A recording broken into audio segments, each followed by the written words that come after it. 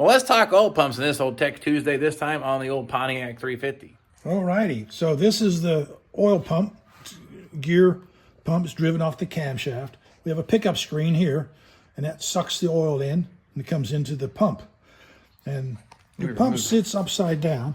The cover removed, so. Yeah, this cover goes on here, and it sits upside down in the engine. I can turn it over. So it sits in the engine like this. Yeah, so when you take the cover off, you can kind of tell how deep these rubs are from, because the weight of the gear actually sits down on that, and it'll chew this up. And really, for the fact that the way the rest of this engine is, this isn't bad.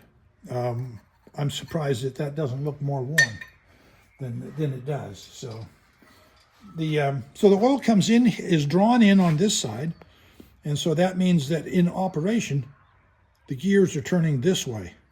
So this oil is drawn around this side, and oil is drawn around this side, and that volume that's drawn around, minus the little bit that fits in these holes when it goes back this way, that becomes your motivated oil that gets dumped into this cavity. So once it goes up through this cavity, then it goes on into the engine, because it's going to go up this hole here.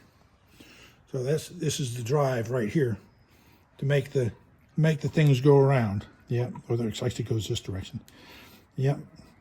So the thing that really eats up the efficiency of a pump is the clearance off the tip of this gear right here. The gap between this point and the wall right here. Once that is eaten away, then the pump itself loses efficiency.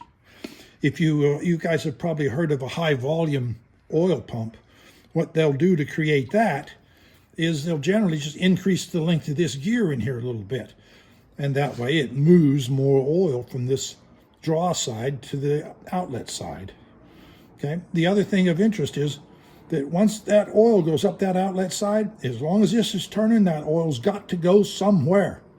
If it can't get into the engine through this tube here, if it can't go into the engine, then it goes through a pressure relief device right in under here, and that actually is your pressure regulator for the oil system on your engine.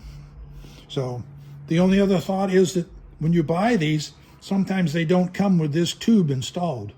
So you've got to install that right there. So yeah, so now you know how the oil pump goes round and round and puts the oil through the engine.